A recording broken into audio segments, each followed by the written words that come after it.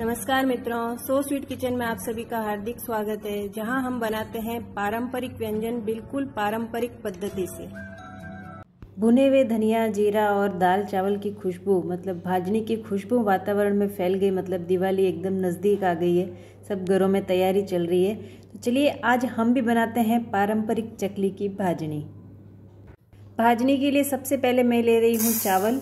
तो चावल यहाँ 3 कटोरी लूँगी। आप घर की कोई भी एक कटोरी का नाप ले लें और उस नाप से आप लें। तो 3 कटोरी मैंने यहाँ पे चावल लिए हैं। चावल यहाँ पे आप कोई भी ले सकते हैं, ज़रूरी नहीं कि बासमती या कोई स्पेशल जाति चावल की ज़रूरी नहीं है, कोई भी चावल चलेगा, बस पुराना होना चाहिए।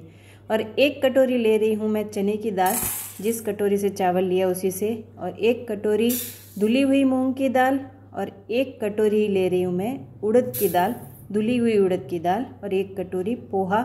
तो पोहा यहाँ पे थोड़ा सा जो मोटा वाला आता है, जाड़ा पोहा, वो लेना है हमें। अब ये चावल पहले धो लेंगे। सारे दाल चावल हमें धो के रखना है, एक बार धो के सुखाना है। तो ये अच्छी तरह से धो के चलनी पे थोड़ा सा पानी निथार के रखना है। अब चने की दाल धो लेंगे। अब आप सोच रहे हैं मैं एक एक स्टेप क्यों बता रही हूँ, तो भाई आपको सारी दालें चावल धोने हैं, ऐसा मैं इसलिए बता रही हूँ ताकि आप उसको वैसे ही काम में नहीं लें। और हर एक दाल चावल को धो के चलनी पे थोड़ी देर पानी निथारना है उसका। अब ये मूंग की धुली हुई दाल है, इसको फिर से धो लेते हैं क्योंकि पाउडर होता है इन पे दालों पे, तो इसलिए धोना ज़रूरी होता है इसको। और चकली के स्वाद में भी फ़र्क आ जाता है, इसलिए धोना ज़रूरी होता है। तो एक एक करके सारी दालें और चावल धो के मैं तैयार कर रही हूँ और चलनी पे एक्स्ट्रा पानी निथार के फिर इनको सुखाएंगे हम। तो ये तो है पूरी पारंपरिक पद्धति, डायरेक्ट आपको नहीं सेकनी है दालें वगैरह। तो ये उड़द की दाल भी तैयार हो गई है। अब पोहे हमें यहाँ पे धोने नहीं है क्योंकि पोहे डायरेक्ट ही सेकने होंगे, लेकिन उसके पहले पोंछ लेंगे सूती कपड़े से ताकि इसके ऊपर कोई पाउडर लगा हो तो वो निकल जाएगा। अब ये जो सारी धुली हुई दालें और चावल हैं उनको मैं एक सूती कपड़े पे फैला रही हूँ। 2-3 लेयर रख दें कपड़े की और उसके बाद सुखाएं। हो सके तो डाइनिंग टेबल पे या किसी बड़ी टेबल पे सुखाएं, क्योंकि फर्श पे सुखाए तो चींटियाँ आने का डर रहेगा। और अच्छे से पतली लेयर फैलानी है सभी दाल और चावल की, और अलग अलग सुखाना है, ये भी ध्यान रखना है क्योंकि हमें ये सेकते समय अलग अलग सेकने हैं, इसीलिए मैं आपको ये एक एक स्टेप बता रही हूँ इसका। और ये काम आप शाम के समय करें, रात भर ये पंखे के नीचे सुखाएं और अगले दिन सेकने का काम करें तो वो ज़्यादा बेहतर होगा। ये सारे धान्य धूप में सुखाने की ज़रूरत नहीं है, पंखे के नीचे रात भर में अच्छे से सूख जाते हैं।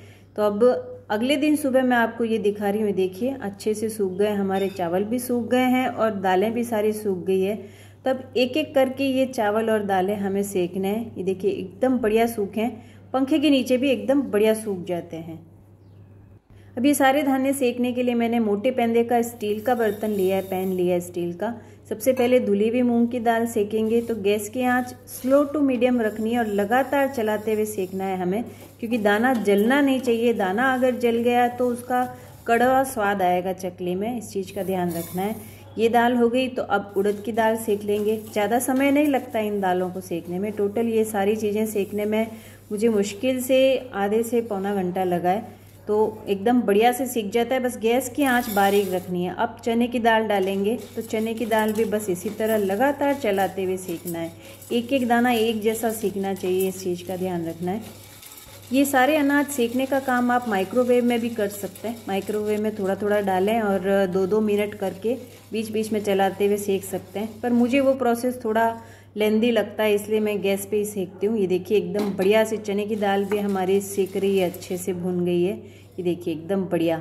अब ये निकालने के बाद अब बारी आती चावल की। तो चावल मैं 2 भाग में सेक रही हूँ, थोड़ा थोड़ा करके। एक साथ डालेंगे तो वो अच्छे सीखेंगे नहीं, और चावल भी लगातार चलाते हुए मंद आंच पे ही हमें सेकना है। चकली की भाजनी आपकी परफेक्ट बन गई तो आपने आधी जंग तो यहीं पे जीत ली, क्योंकि चकली बनाना कुछ लोग कहते हैं कि बहुत मुश्किल काम है, जबकि मुश्किल ऐसा कुछ नहीं है। आपका प्रमाण अगर सही है अनाज का और सही सिकाई हुई है अनाज की, तो चकली बनाना, भाजनी बनाना बिल्कुल भी मुश्किल नहीं है।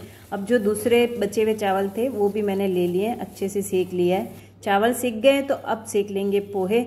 तो पोहे भी कब तक सेकने हैं, पोहों का टेक्सचर बदल जाता है सेकते हैं तो अब वापस याद दिला दूं कि पोहे हमने धोए नहीं हैं, पोहे सूखे ही हमने सेके हैं।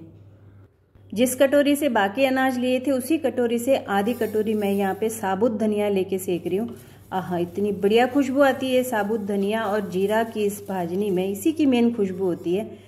और उसी कटोरी से चौथाई कटोरी जीरा लिया है मैंने। जीरे को भी अच्छा सा भून लेंगे। जीरा तो वैसे ही भुने हुए जीरे की खुशबू बहुत अच्छी होती है। तो ये सारी सिकाई अच्छे से हो गई है और एक थाली में मैंने ये सारी चीज़ें निकाल ली है ठंडी करने के लिए।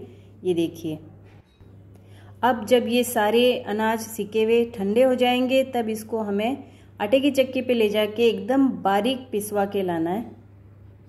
चकली की भाजनी एकदम बारीक पीसी हुई होनी चाहिए, मतलब मैदे जैसी बारीक होनी चाहिए। मिक्सर में ये बिल्कुल भी नहीं पीसी जाएगी। आप ये गलती बिल्कुल ना करें, मैं एक बार कर चुकी हूँ और चकली पूरी बिगड़ गई थी उस साल मेरी।